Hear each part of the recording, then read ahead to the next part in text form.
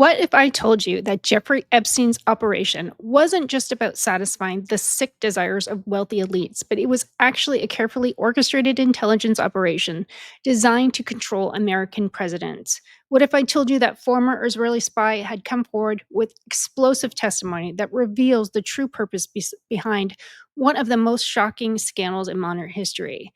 And what if I told you that this operation specifically targeted Bill Clinton before he even became president? We are all not letting go of the Epstein files because there is so much going on behind the surface. Israel, which seems to be have all the presidents from Clinton on by the balls.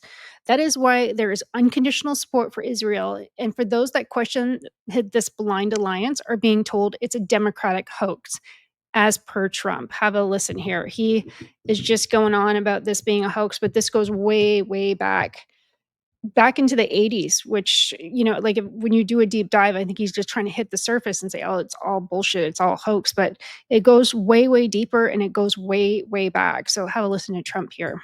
Good. The two Kevins, very good. Mr. President, is Vice President Vance hosting a gathering this evening to talk about how to respond to the Epstein situation? Is he working on what? Is he hosting some kind of gathering of top advisors this evening to talk about how to respond to the Epstein situation? I don't know. I could ask you that question.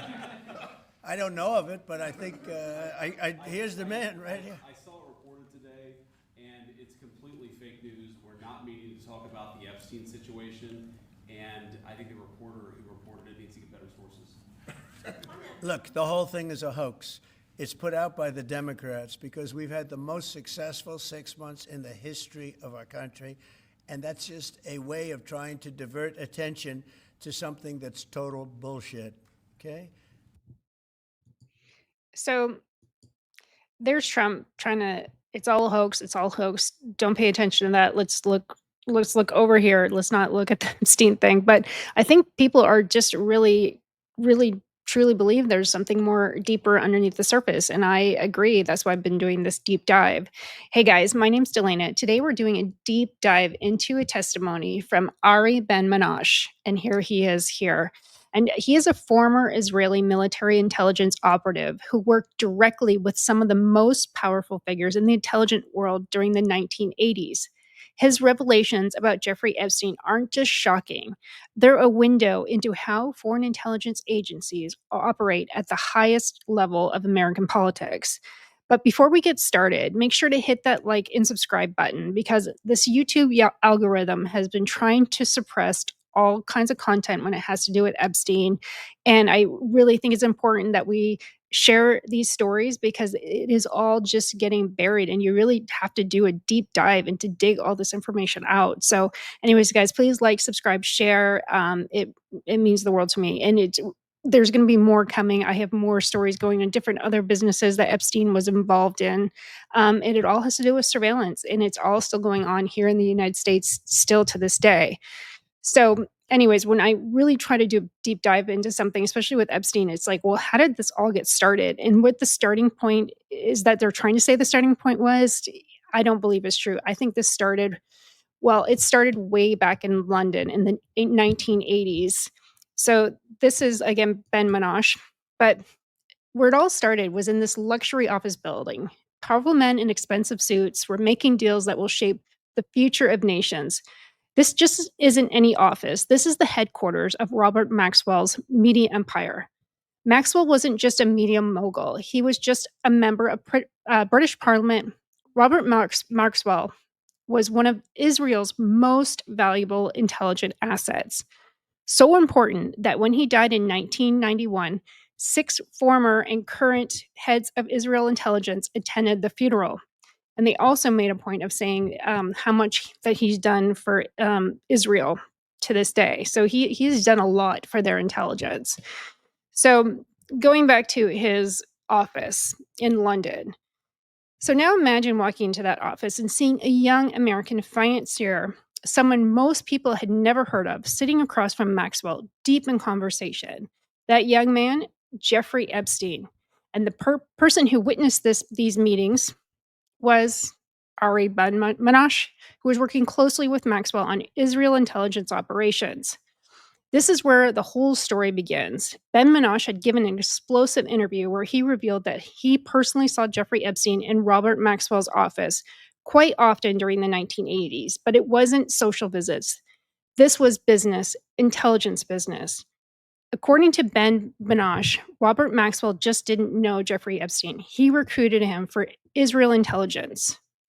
So, how does this whole story get started? And it becomes absolutely wild. This story is just crazy. When you go back all the way to the 1980s, this is when Jeffrey Epstein was already living a mysterious life. He claimed to be an intelligence operative, a bounty hunter in the world of shadow finance. He was traveling constantly between the Middle East and London, carrying that now infamous Austrian passport. So when he got his Austrian passport, you had to at that time, you needed to have to be able to speak Austrian, and he did not. So it was very under the books. And this is where, and I did another video about this, Cohen had actually helped him get these passports, and he was very much involved in the Reagan administration. So this guy that worked in intelligence in the Reagan administration knew Epstein and had helped him get this Austrian passport because he was actually working in the embassy in Austria at that time. And I believe it was 1986, 1987. He was working in Austria at that time, and somehow Epstein gets this passport, and he was traveling a lot within Europe in the late 80s. But according to Ben Menashe, this wasn't just Epstein. He just wasn't playing spy games. This was the real deal. Maxwell introduced Epstein to Ben Menashe and another operative named Nicholas Davies. But here's the crucial detail.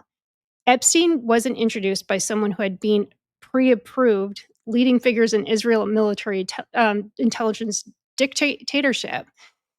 Think about what that means. This wasn't a random American businessman getting mixed up with foreign agents. This was a deliberate recruitment by one of the world's most sophisticated intelligence agencies. Now, think about that. The Israeli agencies had handpicked Epstein to do their dirty work.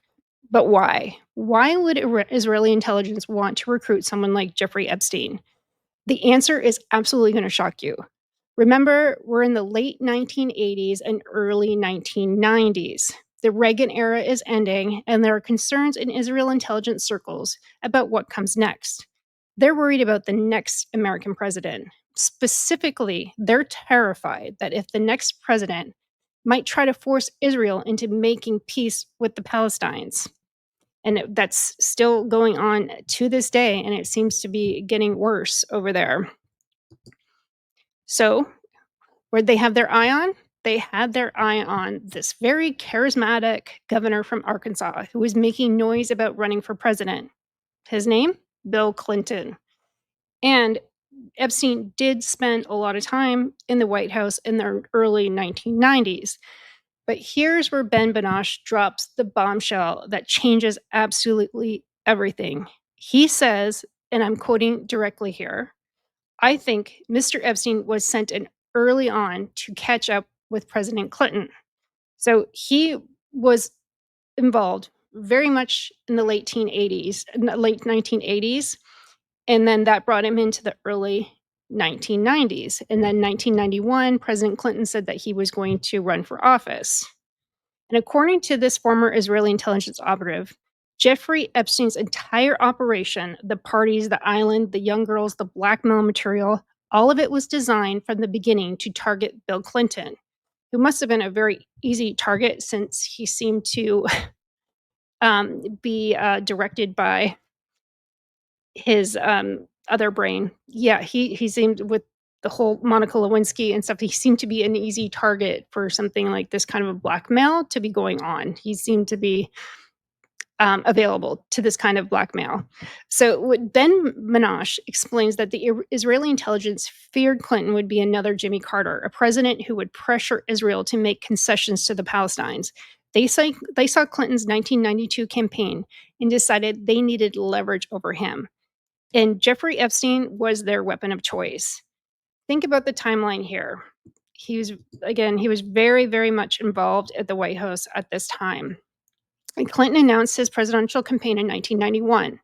By 1993, his first year in office, Jeffrey Epstein had already attended donor dinners at the White House and making regular visits. This wasn't a coincidence. This was a very calculated, orchestrated intelligence operation. Ben Minoche puts it bluntly. I believe his biggest client was Mr. Clinton. Clinton was the big catch at that time. And they seem to be very close and buddy-buddy. There is lots of photos of them. And as per Trump, Clinton had apparently gone to Epstein Island 28 times. And there is many logs of Clinton on his Lolita Express airplane. So now let's talk about the other players in this operation, because this web goes deeper than you could ever imagine. Maxwell's daughter, Ghislaine Maxwell, Ben Minoche confirms that she wasn't just Jeffrey Epstein's girlfriend or assistant. She was involved in her father's intelligence activities from a young age.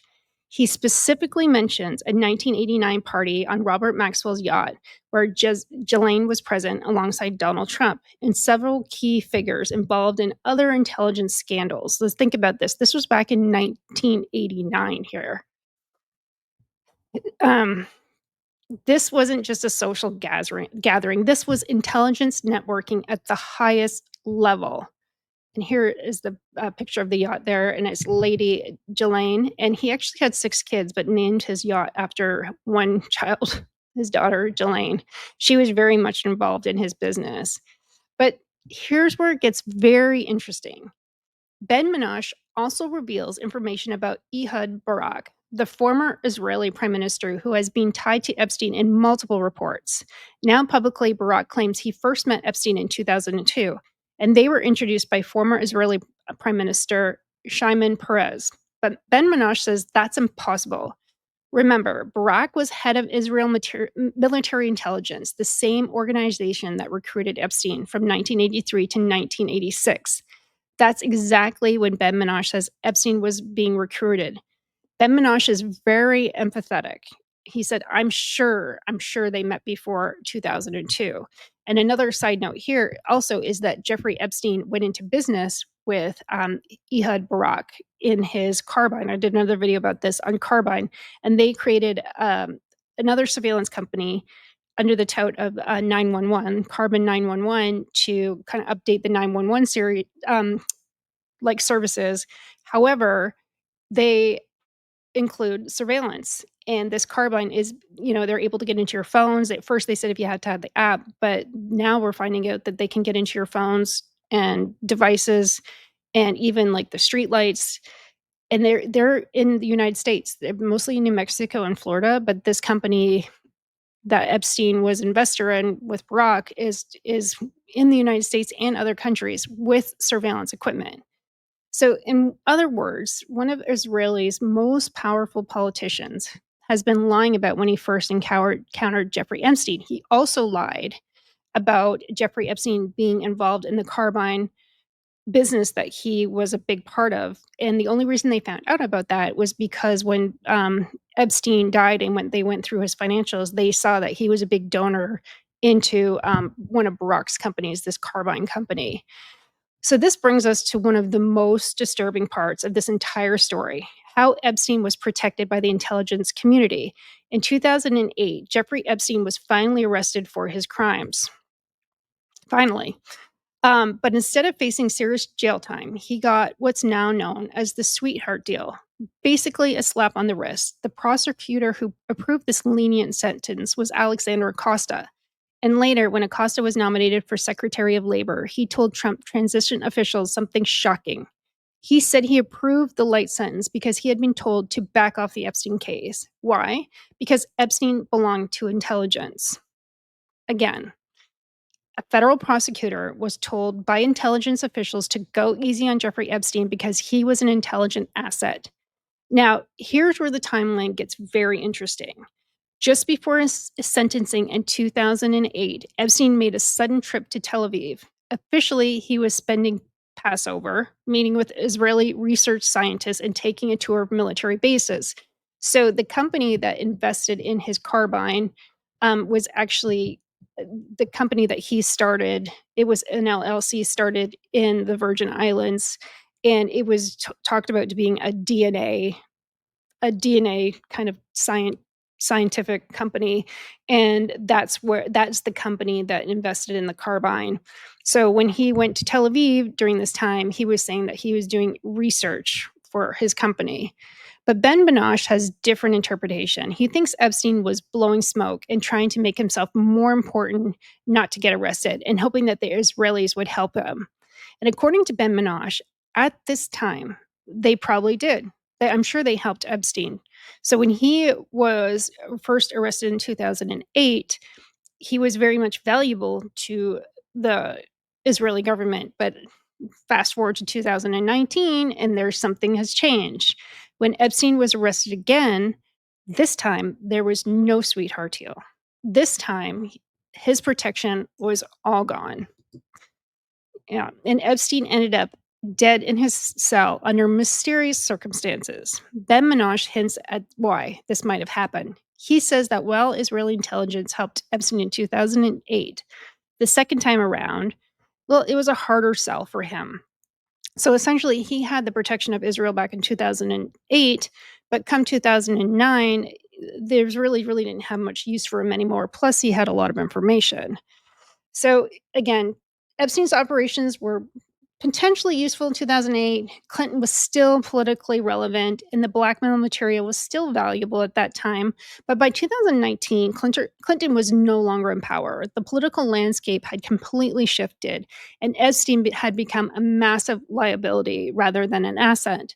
From an intelligence perspective, Jeffrey Epstein had outlived his usefulness. He knew too much, and keeping him alive risked exposure of the entire operation. So all the protection was withdrawn, and we all know what happened next. He ended up dead by suicide, apparently, in his jail cell, which I still think, one, it was either suicide or it's still alive. Those are the two things. A part of me, I used to think he was still alive, but after doing more research, I actually think that I think someone in the Israeli camp probably killed him.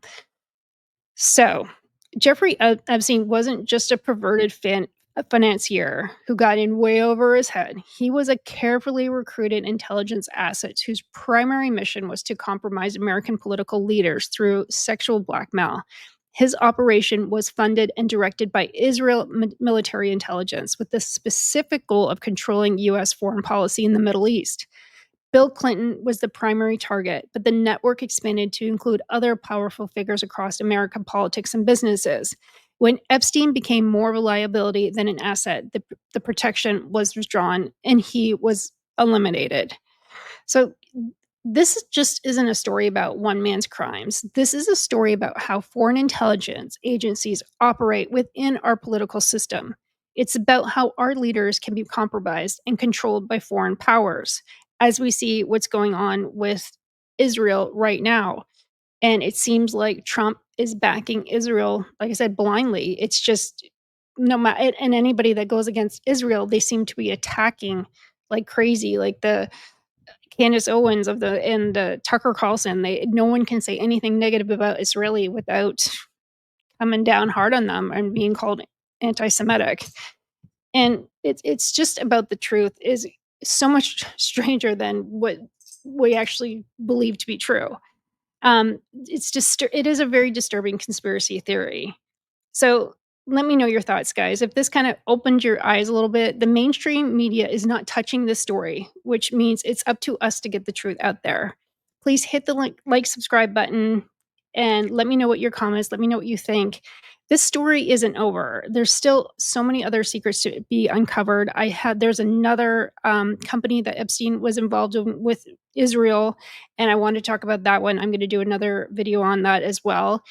It is it's almost like an insane, crazy true crime story. And it has to do with the software called Promise, which is another way that the Israelis are getting the backdoor link into the US. And I believe that's what's causing them to have control over the president, including Donald J. Trump right now.